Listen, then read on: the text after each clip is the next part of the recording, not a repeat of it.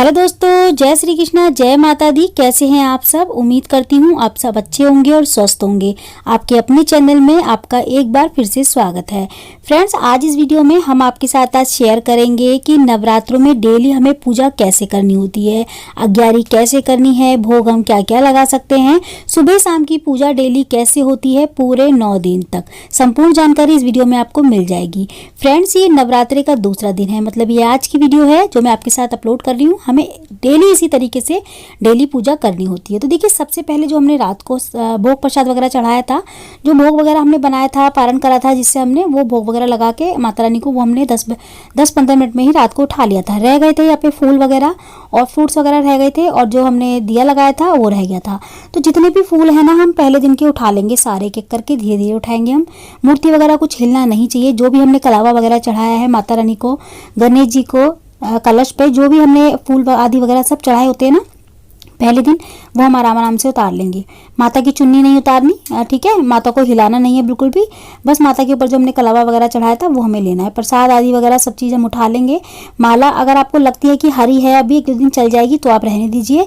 अगर आपको लगता है मुरझा गई है तो आप उतार लें दूसरे दिन, वरना आप रहने दें, ठीक है। दूसरे तीसरे दिन ये माला आराम से 2-3 दिन चल जाती है। जो आपने दक्षिणा चढ़ाई है ना, उसको आप एक साइड में रख दें। जो भी फ्रूट्स वगैरह सब लिए हैं, ये अपने बच्चों को दे सकते हैं माता रानी के प्रसाद स्वरूप। और फूल वगैरह को आप इकट्ठा करते रहें, सुखा ले इनको। इनका बाद में या तो आप विसर्जन कर सकते हैं या फिर पौधों में भी डाल सकते हैं, डायरेक्ट तोड़ तोड़ के ऐसे ही।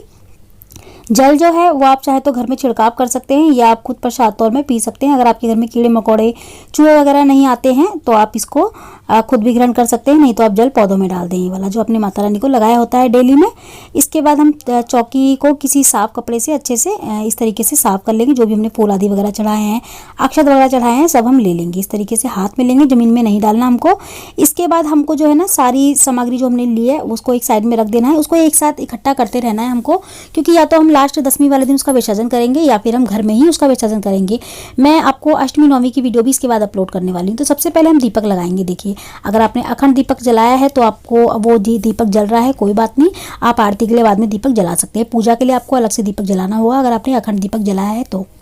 अगर आपने अखंड दीपक नहीं जलाया तो आप डेली एक दीपक जलाएंगे, 2 दीपक जलाएंगे। एक माता रानी की जब पूजा करते हैं उसके लिए स्थापित करना है, दूसरा आपको आरती वगैरह के लिए। चाहे तो आप ऐसे भी कर सकते हैं, या एक ही दीपक से आप आरती भी कर सकते हैं, पूजा भी। लेकिन अगर आपने अखंड दीपक जलाया तो उसको आपको हिलाना नहीं है, आपको अलग से डेली एक दीपक लगाना होगा, ठीक है। आपको सबसे पहले भावपूर्वक सभी को स्नान कराना है। फूल से जल लेके, एक लोटे में जल ले ले, उससे फूल में थोड़ा सा जल लेके और सभी को स्नान कराएंगे। सबसे पहले गणेश जी को, गौरी माता को, जो भी आपने इष्ट देव वगैरह अपने रखे हैं चौकी पे, उन सभी को हम स्नान करा लेंगे। स्नान कराने के बाद सभी को हम मोली स्वरूप वस्त्र चढ़ाएंगे, क्योंकि हमने एक दिन पहले की मोली हमने सारी उतार ली हैं। हम दूसरी मोलियाँ चढ़ाएंगे, दूसरी नई मोली, नए मतलब वस्त्र पहनाएंगे। मोली स्वरूप मतलब, मोली का मतलब ये है कि हम सभी देवी देवता को वस्त्र चढ़ा रहे हैं, ठीक है। हम सभी पे तिलक वगैरह मतलब कर लेंगे। अब हमने जैसे दीपक जलाया, उसको भी हमने पूजना होता है, क्योंकि दीपक जो है ना हर पूजा का साक्षी होता है। अग्नि जो उसमें जल रही होती है, दिया जो जलता है हमारा।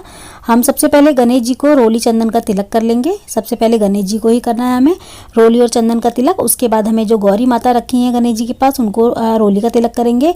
इष्ट देव वगैरह को कर लेंगे, दीपक पे तिलक कर लेंगे, नारियल पे, कलश पे, जो भी आपने अपने ठाकुर जी वगैरह रखे हैं सभी को हम तिलक कर लेंगे। फिर माता रानी को तिलक करेंगे रोली का।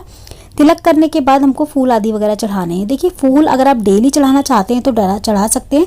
अगर आपके पौधों में फूल वगैरह लगते हैं, आते हैं, घर में ही आपके फूल हैं, तो आप डेली फूल चढ़ाएं। अगर आपको मार्केट से लाने पड़ते हैं, आसानी से नहीं मिल पाते, तो आप फूल के बिना भी डेली पूजा कर सकते हैं। अगर घर में लग रहे हैं तो अच्छी बात है, आप लेके एक फूल डेली चढ़ा सकते हैं। जरूरी नहीं है कि आपको डेली माला लेके चढ़ानी हो। देखिए, अगर आप डेली माला लेके चढ़ाएंगे ना माता रानी को, तो बहुत सारी माला इकट्ठी हो जाएंगी। फिर आप उसका क्या करोगे, लास्ट में उसका विसर्जन करना होगा।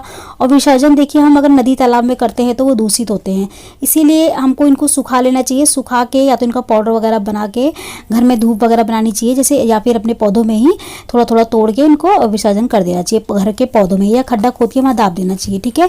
जो भी हम फूल आदि वगैरह चढ़ाते हैं, हम सभी को भोग लगा देंगे। माता रानी को जो भी आप भोग लगाना चाहते हैं, जैसे बतासे का, मिश्री का, बादाम का, फ्रूट्स का, जो भी आप भोग में डेली आप एक एक कोई भी एक भोग लगा सकते हैं। ज़रूरी नहीं आपको ढेर सारे भोग रखने हो, खाली आप बतासे का, मिश्री का या फिर फ्रूट्स का भी भोग लगा सकते हैं। ठीक है, तो हम भोग लगा लेंगे। हमने भोग लगा दिया है, अब हम अग्यारी करेंगे। देखिए जो हमने भोग लगाया है ना, अलग से जो रखा है भोग माता रानी के आगे, वो अलग भोग है और ये अग्यारी का अलग भोग होता है माता रानी को। ये नवरात्रों में जरूर की जाती है अग्यारी। अग्यारी में जो है ना माता को लौंग और बतासे का भोग लगाया जाता है और ऐसा माना जाता है, मान्यता है कि लौंग और माता रानी ना जो अग्यारी में हम भोग देते हैं माता रानी को, वो वाला भोग जो है ना भगवान जल्दी से स्वीकार करते हैं, इसलिए हमें अग्यारी में नवरात्रों में भोग लगाना चाहिए। तो हम ना आप सबसे पहले 3 आहुति देसी घी की देंगे अग्निदेव को। उसके बाद हम जो है ना 3 आहुति हमने देसी घी की दे दी। पहले कपूर रख के अग्नि जला देंगे। कच्चे गोबर की उपली को हमको जलाना है और कच्चा ही जलाना है, पूरा नहीं जलाना। अगर पूरा आप जला दोगे ना उपली को तो फिर वो इस तरीके से जलेगी नहीं, वो अग्नि नहीं जलेगी उसमें। ठीक है, तो आपको कच्चा ही जला के रखना है। उसके बाद हवन कुंड में इस तरीके से कपूर रख के जला के माता रानी को लौंग और बतासे का भोग लगाएं। भोग लगाने के बाद आपको माता रानी का 2 बार देसी घी का आचमन करना है इस तरीके से। इसका मतलब ये होता है कि हम भोग लगा के जल पिला रहे हैं माता रानी को। ठीक है, हम दूसरा भी ले लेंगे एक जोड़ा लौंग का। देखिए 2 लौंग के जोड़े, 1 लौंग का जोड़ा मैंने बतासे में ही लगा लिया है। इस तरीके से भी आप बतासा और लौंग एक साथ में लेके और देसी घी में डुबो के देसी घी में लगा के इस तरीके से माता रानी को भोग लगा सकते हैं, या फिर अलग अलग भी कर सकते हैं। जैसे कि लौंग का एक जोड़ा अलग ले लिया, बतासा अलग ले लिया। इस तरीके से आप 2 बार भोग लगा दें माता रानी को। बाद में हमको देसी घी का 2 बार आचमन जरूर करना है, दोनों बार। ठीक है, तो हमको आचमन इसीलिए करना होता है क्योंकि ये जल होता है जो हम जल पिलाते हैं भोग लगाने के बाद। अब हम धूप दिखा लेंगे, धूप दीप वगैरह दिखा देंगे इस तरीके से। धूप दीप वगैरह दिखाने के बाद हमने अग्यारी में भोग तो लगा दिया है। ठीक है, आप चाहें तो यहाँ छोटा सा हवन भी कर सकते हैं। अगर आपके पास हवन सामग्री है तो आप माता रानी का मंत्र का जाप करते हुए हवन भी कर सकते हैं, नहीं तो आप छोटी सी इस तरीके से अग्यारी कर सकते हैं लौंग और बतासे की जोड़ी की। अब हमको आरती करनी है। सबसे पहले गणेश जी की आरती करनी है अग्यारी करने के बाद। गणेश जी की आरती करने के बाद गौरी मैया की करेंगे, माता रानी करेंगे, अम्बे माता की, जिस चाहे आप आरती कर सकते हैं। ठाकुर जी की मतलब आरती वगैरह कर सकते हैं आप जितनी चाहें, नहीं तो आप 2 खाली आरती कर लें, गणेश जी की और माता रानी की। ठीक है, आरती करने के बाद हमको पूजा में रही कमियों के लिए और थोड़ी वो जो भूल चूक हमसे हो जाती है उसके लिए समाज ना करें माता रानी से। उसके बाद जल लेके, जब हमने अग्यारी कर ली है, आरती कर ली है, जल लेके हाथ में इस तरीके से 2 बार हमको वारना है। इसे कहते हैं आरती और अग्नि को ठंडा करना। मतलब आरती को और जो हमने आरती का दिया लगाया है वो, और जो हमने अग्यारी की है उसको ठंडा करना। ठीक है, तो इस तरीके से जल लेके हाथ में हम ठंडा करेंगे और हमारी पूजा हो जाती है संपन्न। तो इसी तरीके से हम डेली सुबह की पूजा कर सकते हैं।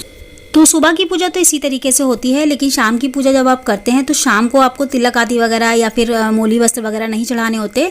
शाम को बस आपको एक दीपक लगाना है, भोग लगाना है और आरती वगैरह कर लेनी है, बस अग्यारी नहीं होती शाम को।